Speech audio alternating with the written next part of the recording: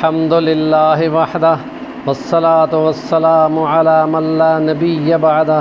اما بعد فاعوذ باللہ من الشیطان الرجیم بسم اللہ الرحمن الرحیم فقلت استغفروا ربکم انہ کان غفارا یرسل السماء علیکم مدرارا ویمددکم باموال وبنین ويجعل لكم جنات ويجعل لكم انہارا ما لكم لا ترجون للہ وقارا صدق اللہ العظیم۔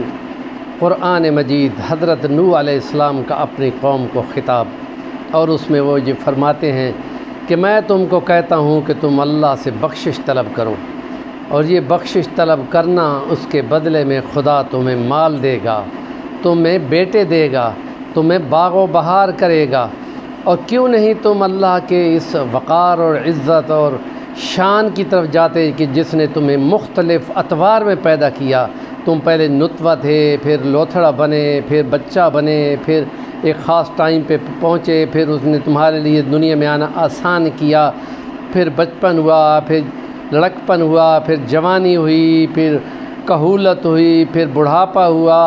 یہ سٹیجیں طے کرتے ہوا کہتا ہے کہ پھر تم نے قبر میں جانا ہے، پھر حشر میں آنا ہے، پھر تم نے ہمارے سامنے آنا ہے، پھر میدان پہ جانا ہے، پھر پل صراط سے گزرنا ہے، اور پھر تمہارا فیصلہ ہوگا کہ تم نے کدھر جانا ہے۔ یہ سٹیجیں ہیں، ہمارا ایمان ہے اس پر۔ تو قرآن مجید کو ذرا دیکھو تو کتنی جگہ پہ اس نے کہتا ہے کہ تم اپنے گناہوں اور غلطیوں پہ اللہ سے بخشش طلب کرنے والے بن جاؤ، ہم تم کو معاف کرنے والے بننے کے لیے تیار ہیں۔ اگر غفور کا لفظ قرآن مجید کے کمپیوٹر میں ڈالو تو 91 ٹائم 91 بار وہ یہ کہے وَهُوَ الْغَفُورُ الْوَدُودُ، آخری پہ ہے وَهُوَ الْغَفُورُ الْوَدُودُ، ایک جگہ پہ ہے وَهُوَ عزیز الغفور، اور غفور حلیمہ بھی ہے، لغفور لشکور بھی ہے، اور باقی تمام ملا کر 91 بار وہ کہتا ہے غفور الرحیم، غفور الرحیمہ، غفور الرحیم۔ وہ مہربان ہے، بخشنے والا ہے، غفور ہے، مہربان ہے۔ اور سورۃ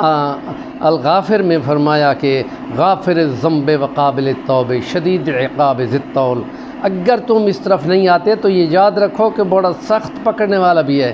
تو وہ تو یہ چانس دیتا ہے، وہ جو تمہیں اس نے نعمتیں دی ہیں اس کے بدلے میں تم اگر معافی مانگنے والے بن جاؤ تو وہ پھر معاف کر دیتا ہے۔ اتنے اس کے احسان ہیں۔ نبی پاک نے فرمایا 260 جوڑ ہیں زندگی کے، جسم کے، تو ہر جوڑ پر صدقہ واجب ہے۔ تو اس کے لیے کیا فرمایا کہ یہ معاملات خاص طور پہ استغفار جو پڑھنا ہے، یہ پھر بندے کے اس کے بدلے میں بجائے اس کے کہ اللہ کے احسانوں کے بدلے میں خدا کی شانیں بیان کی جائیں، الٹا بندہ گناہ کرنے بیٹھا ہو تو پھر تو خطرہ ہے پکڑنے کا۔ تو وہ کہتا ہے جب تم توبہ کر لو گے تو ہم پکڑنے والے نہیں ہیں، کیونکہ ہم چاہتے ہیں کہ تمہارے اوپر مہربانی کریں۔ تو اس رب کی مغفرت اور اس کی بخشش کی چادر بہت زیادہ وسیع ہے، اور حدیثوں میں آتا ہے کہ ایک بندہ جب وہ توبہ کر لیتا ہے تو خدا کو کتنی خوشی ہوتی ہے کہ صحرا کے اندر جو بھٹکتا ہوا بندہ تنگ آ کر موت کے منہ میں جانے کے لیے تیار ہو اور گر پڑے کہ اب میں مر ہی جاؤں، کہ دم اس کا نکل رہا ہو اور اس کی سواری بھی گم ہو گئی ہو، اور وہ ایک دم آنکھ کھولے تو دیکھے کہ اس کی سواری بھی ہے، جو اس کے اوپر تھرموس بھی ہے، اس کے اوپر کھانے پینے کی ٹھنڈی لسی بھی ہے، اور وہ خوش ہو کہ کیا بولے گا، وہ یہ بول بیٹھے کہ واہ خدا میں تیرا رب تو میرا بندہ۔ یہ تذکرہ حدیث میں ہے کہ اس کو یہ نہیں پتہ چلا خوشی میں کہ کیا بول رہا ہے۔ اس سے زیادہ خدا خوش ہوتا ہے جب بندہ توبہ کر کے کہتا ہے خدا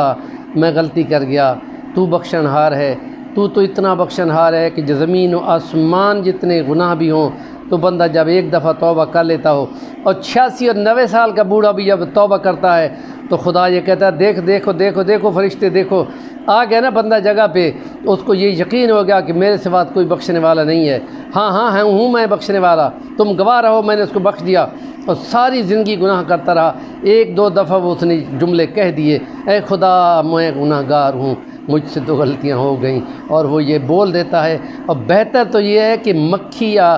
چیونٹی کے سر جتنے آنسو بھی آنکھوں میں نمودار ہو جائیں، بہنے لگیں داڑھی پر اور گالوں پر، یہ تو بہت اونچی شان ہے نا جس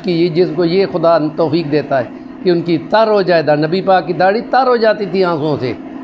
لیکن یہ پہلی سٹیج ہے کہ چیونٹی کے سر جتنے آنسو آنکھوں میں نمودار ہو جائیں تو خدا تو جان رہا ہوتا ہے، وہ کہتا ہے اچھا میں نے معاف کیا، اور جب وہ معاف ہو جاتا ہے تو خدا کی پکڑ سے بندہ نکل جاتا ہے، اس لیے بہت زیادہ اہم ہے۔ تو اس لیے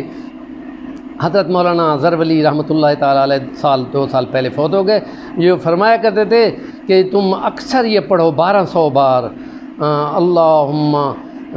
استغفر اللہ العظیم استغفر اللہ العظیم، انگلیوں پہ نہیں تسبیحوں پہ پڑھو، اور 1200 بار 12 تسبیحاں، تو دن میں نکالو 600 صبح 600 شام بنا لو،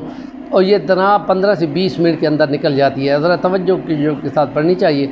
اور جو خاص طور پہ وہ استغفار ہے جس کو مسنون استغفار کہتے ہیں، کہ جنگ سے بھاگا ہوا جس کی بخشش کوئی نہیں ہے، لیکن کہا جاتا ہے اگر وہ یہ پڑھے استغفر اللہ الذی لا الہ الا هو الحی القیوم واتوب الیہ، تو خدا اس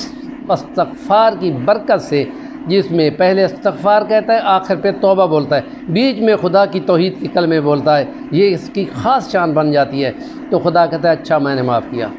اس کی گناہ بھی معاف ہو سکتے ہیں جو جنگ سے بھاگا ہوا ہو، اور کو یقین کمزور کر چکا ہو کہ میں بچ جاؤں گا، وہ میدان جنگ سے اگر خدا نے بچانا ہو تو بچنے والے بچ جاتے ہیں، اور جو نہ بچنے والا اس کو شہادت ملتی ہے، اور جو بچ کے آ جائے اور پھر وہ غازی بن جاتا ہے، اس کی بڑی شان ہوتی ہے۔ تو 71 کی جنگ میں ہمارے 32 جوانوں نے ہمارے 32 شیروں نے 540 مارے نے، گارڈ برگیڈ پوری اڑا دی تھی 32 شیروں نے جوانوں نے ایسٹ پاکستان میں، اور پوری برگیڈ آتی گئی، ان کی گولیوں کا نشانہ بنتی گئی، اور صبح سویرے جب ٹینک آ کے کھڑے ہوئے تو وہ 32 پھر وہ ٹینکوں کا مقابلہ نہ کر سکے اور وہ شہید ہو گئے۔ تو یہ توبہ بعض دفعہ اپنے خون سے دینی پڑتی ہے، کم سے کم آنسوں سے دینے کا تو حق ہے، اور زبان سے بولنا لرزتی زبان کے ساتھ بوڑھا بھی بولے تو قبول ہے، اس لیے بندہ خدا کی پکڑ سے بچنے والا ہو جاتا ہے کہ اس کا معاملہ پینڈنگ کر دو، اس پہ سزا نہ بھیجو۔ اس لیے علماء کہتے ہیں کم سے کم استغفار بولو، استغفر اللہ استغفر اللہ استغفر اللہ۔ ہمارے نیکی کا چینل، ورچیو کا چینل، اچھی باتوں کا چینل، تبلیغ کا چینل ضرور سبسکرائب کریں اور اس کو پروموٹ کرو، نیکی میں حصہ بناؤ، اور آخرت میں تمہارا پورا حصہ ہوگا۔ الدال علی الخیر کفاعلہ، اور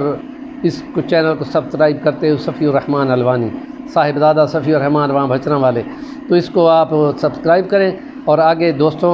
ساتھیوں کو پہنچاؤ، اور ہمیں کمنٹ کرو گے تو ہماری رہنمائی ہوگی کہ آپ نے یہ جو بولا ہے نا، یہ اس کو ٹھیک کر لو، یا اس کو درست کر لو، یا اس میں یہ بات ہے، یہ بہت ہی اچھی بات ہوگی۔ جزاکم اللہ و احسن الجزا۔